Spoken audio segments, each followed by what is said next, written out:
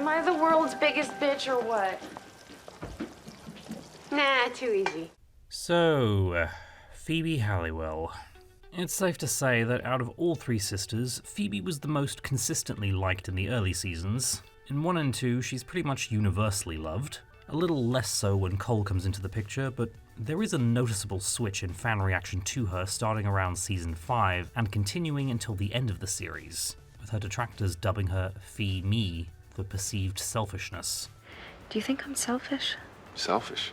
Paige is my favourite of the charmed ones, and Prue is my least favourite, but Phoebe actually takes second place. I think you're swell, Phoebe. It's on this rewatch of Charmed as an adult that Phoebe really connects with me in a way she didn't when I was younger. And that surprised me more than anything because I was one of those who despised her in season 5, which I already have touched on in other videos. But if we have to examine what happened and how she became so despised, we first have to outline why she was so beloved in the first place. Phoebe in the first 2 seasons is the kind of role that seems very fun and easy to play if the right actor is doing it. Holly Marie Combs was actually Aaron Spelling's first choice for that sister, but she much preferred the idea of playing Piper, and through a combination of network politics and dropouts, the role was played by Alyssa Milano, and that worked out for everyone. Hello, wrong Halliwell. Phoebe is the youngest sister, described later by Piper as the eternal child. A former delinquent and screw-up, she arrives back home at the manor after 6 months in New York, no friend to Prue, who believes she made a move on her now ex-fiancé, but the hidden depths are quickly revealed, with Phoebe insisting she never touched Roger and expressing how she and Prue have always been distant due to the latter having to play a mother role growing up. She's always been more like a mother. Ready to take back control of her life, Phoebe is the one who finds the Book of Shadows and awakens the charmed powers, spending the early episodes as the one most excited about being a witch and using magic. You've turned me into a witch. You were born one. We all were. While she relishes the idea of magic helping her make her dreams come true, she is also the first of the sisters to use her powers to help an innocent. And while she doesn't have a proper arc until season 3, she spends her first episodes eternally balancing that selfish streak that wants to improve her life, and the selfless side that will always help someone in need. Take her subplot in Dead Man Dating, where she takes a job as a cheesy hotel psychic to afford a birthday present for Prue, but then has a premonition about a guest being hit by a car and spends the episode trying to save his life. Or The Wendigo, where she's working with Prue at Bucklands and ends up using her powers to reunite a mother with her long-lost daughter, which makes her ill-suited to working there. What I find especially compelling about Phoebe is how the traits that had her pegged as a screw-up, namely her impulsiveness and quickness to challenge the rules, are what make her the perfect charmed one. Hey, demons do not play fair! Fans like to point to Prue as being the one who kept the other two grounded and prioritized helping innocents, but I found that it's actually Phoebe who grounds them, at least in the early seasons. You have got to figure out what your problem is, otherwise we're all dead! It's best underlined by the episode Morality Bites, where she finds out that her future self became corrupt enough to take the law into her own hands and is about to be executed for it. I deserve to be here. On discovering what she'll possibly become, she rejects Prue and Piper's attempts to rescue her and decides to face the consequence of her future self's actions. Wrong thing done for the right reason, still the wrong thing. And what also makes Phoebe fascinating is the season 1 revelation that, because she was born in the manor and closest to the spiritual nexus underneath, she is the sister most susceptible to evil, and we later find out how her past life turned evil and had to be killed. I was bad. Very, very bad. This is great character work, where she is the most selfless of the sisters and probably the kindest too, but is the easiest for evil to tempt. Okay, I admit it. I liked it. And in the end, it's her selfless side that wins out. So now we get to Cole. The introduction of Cole in season 3 does see Phoebe going in a slightly darker direction than her wholesome, carefree persona in the first 2. I won't hurt you. No?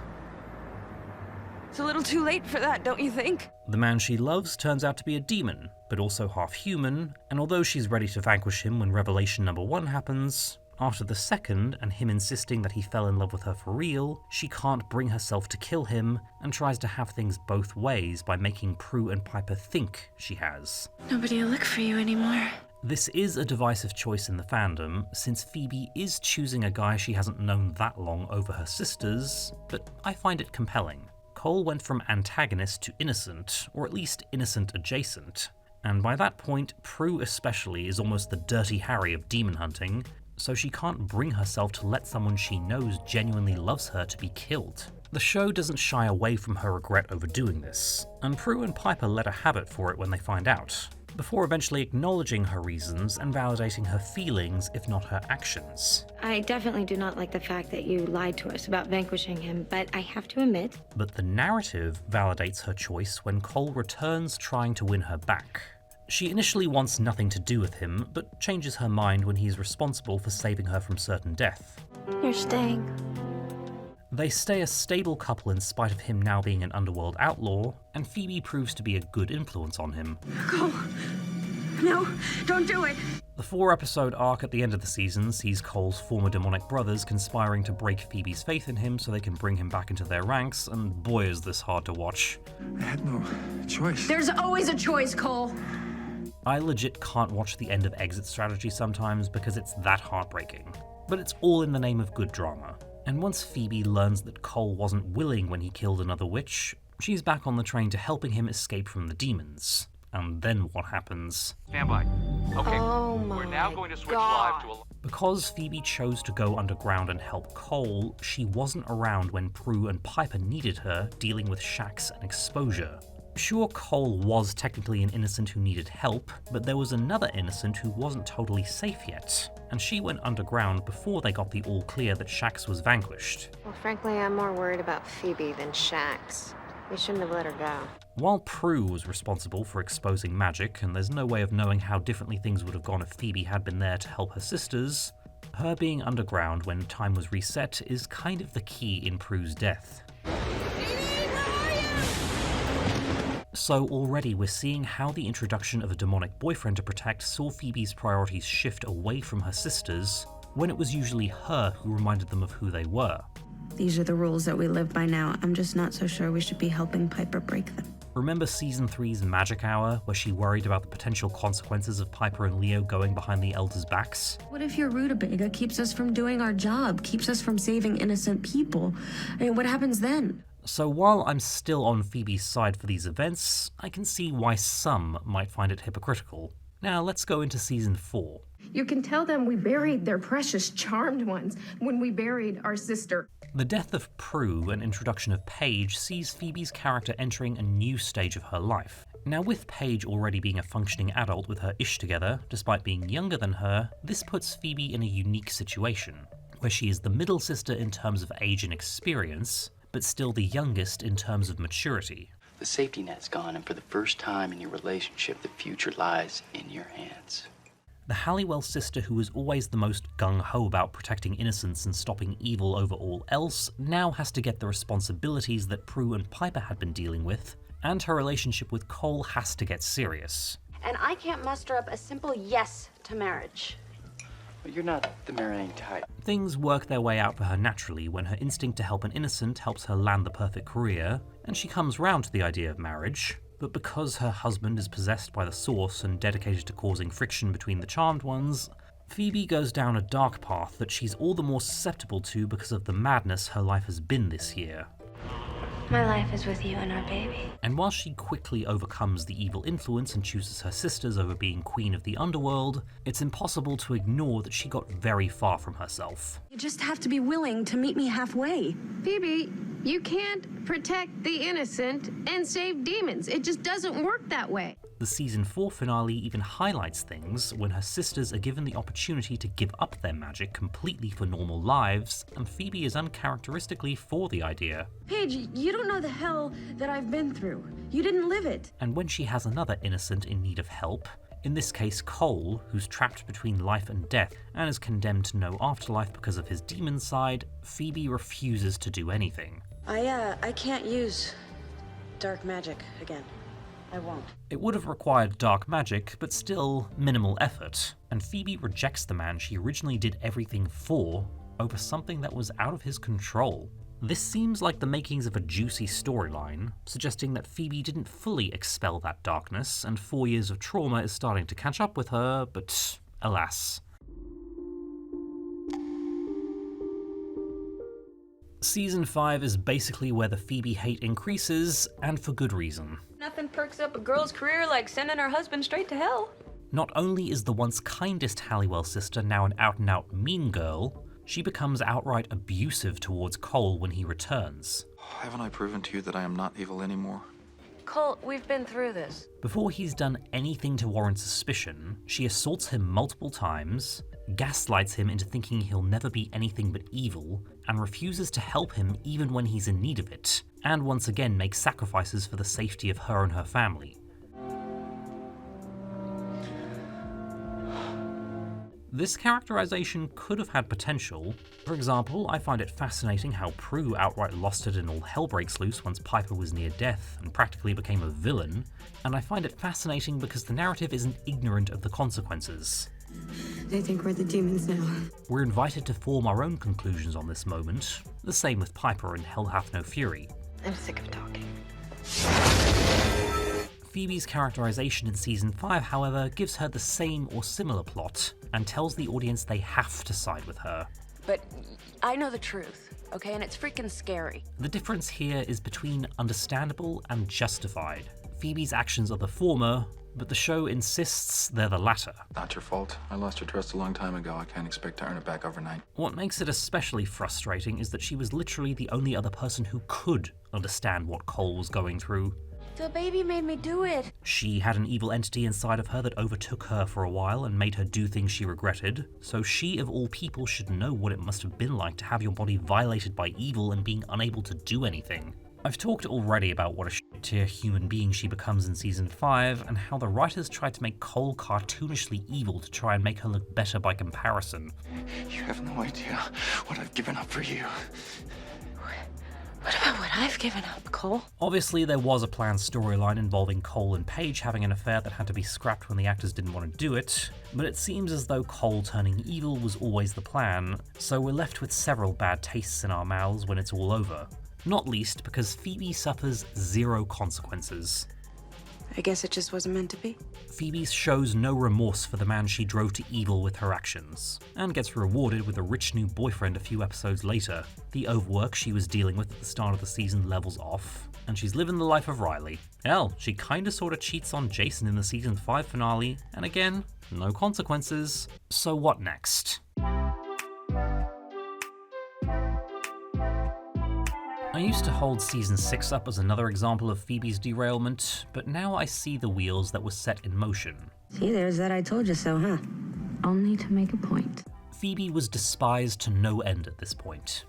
This being where the Fee-Me nickname came from, and the writers realized that they couldn't build sympathy for her, so they resorted to another tactic. If anyone's karma made this happen, it's mine. I'll have to tangent off into my time as a brony, where I even checked out the Equestria Girls spin-off movies. The villain of the first film is Sunset Shimmer, the blandest and most generic villain you're likely to find in anything, completely lacking in actual menace or depth, and then a redemption is pulled out of nowhere and it did not feel earned. But what if I told you that Sunset Shimmer became a character so popular that bronies wished she'd been incorporated into the main series? For realsies? The next movie, Rainbow Rocks, set about making Sunset Shimmer suffer. The old me really was just awful, wasn't she?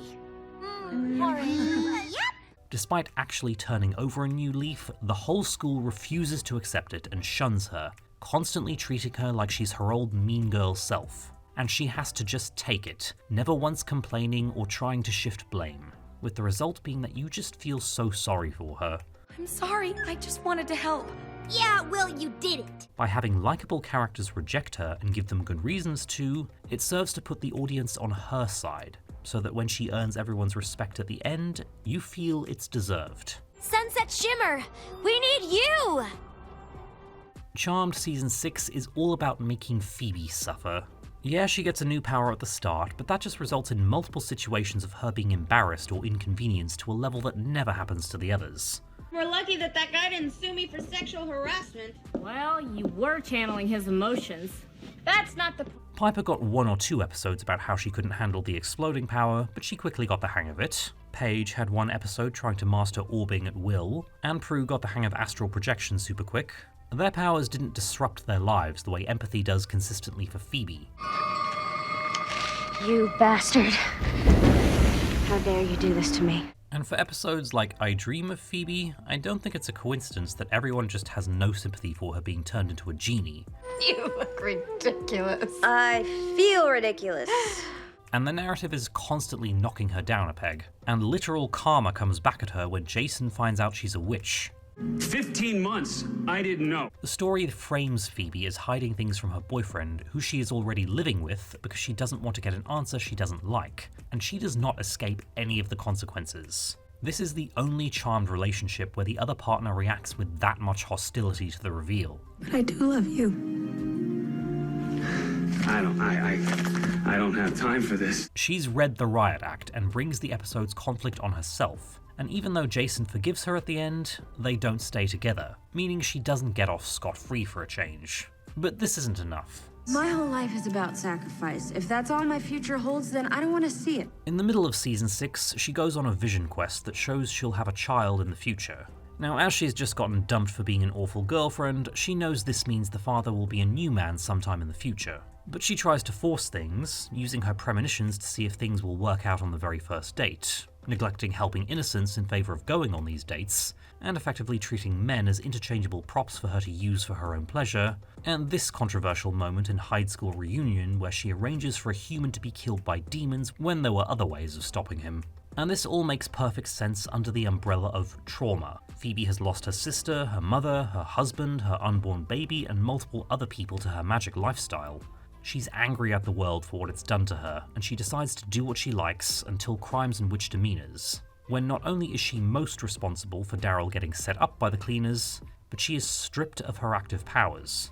You can earn them back, but only if you're more careful with your powers. Ostensibly, this was because her levitation was too expensive to film anymore, but this is actually a good move. Phoebe becomes the only charmed one to fall so far that she is deemed unworthy of her powers anymore. Besides, they're not the only ones that think I've been misusing them. She ends season 6 facing serious consequences and already learning to have non-magical empathy for people such as Daryl when he doesn't want anything to do with the sisters anymore. Daryl got really scared when he was trying to cover up for us. And we felt horrible, but obviously it really affected him. So she's fallen far, and the show has incorporated it. What about the redemption?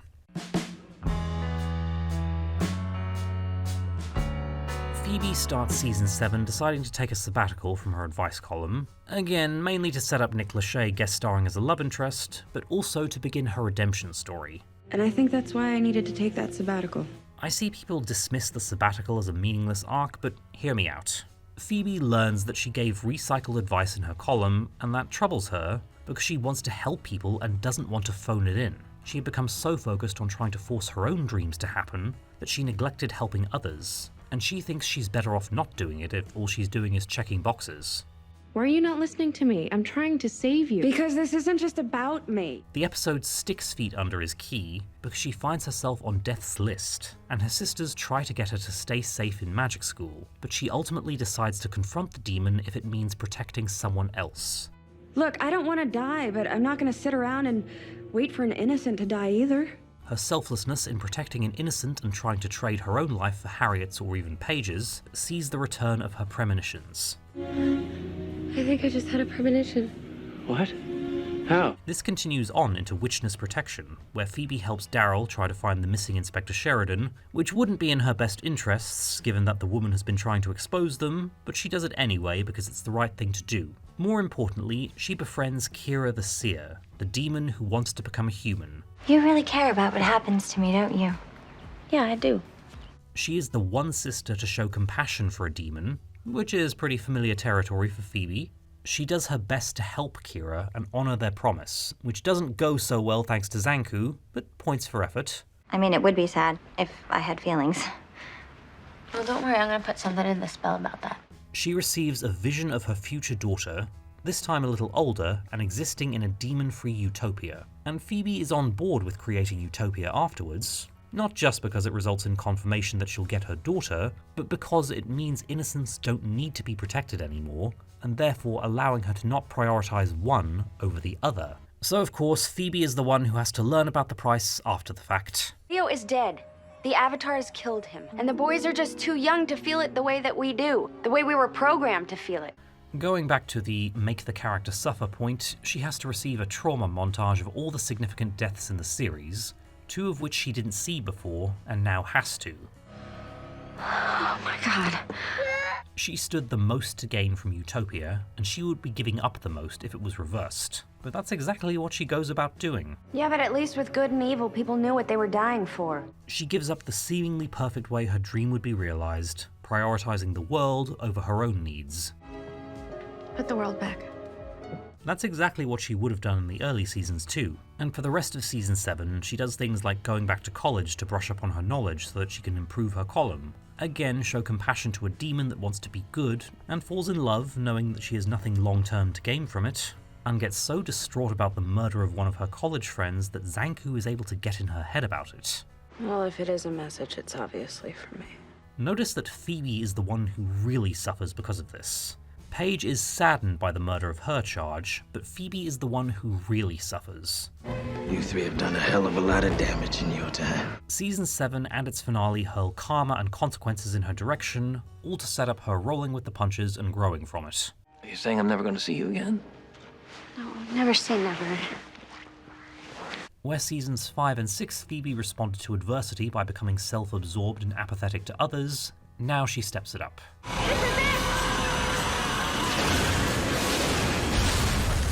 And then finally, season 8. The last season sees Phoebe dealing with 3 separate arcs and then a 4th character point that all becomes significant. Voila. New identities. First is assuming a new identity after faking her death along with her sisters and Leo, and her being the one most keen about giving up demon fighting, inverting her persona from the start of the series, now relishing being normal as a chance to make her dreams come true. Obviously, there were certain aspects of my life that I really liked, but I couldn't fully enjoy it because of all the witch stuff. The second is restarting that search for the daughter she got multiple visions of, including considering a sperm donor, which leads into her third, this being her desire to make a love connection. Phoebe, love is paramount.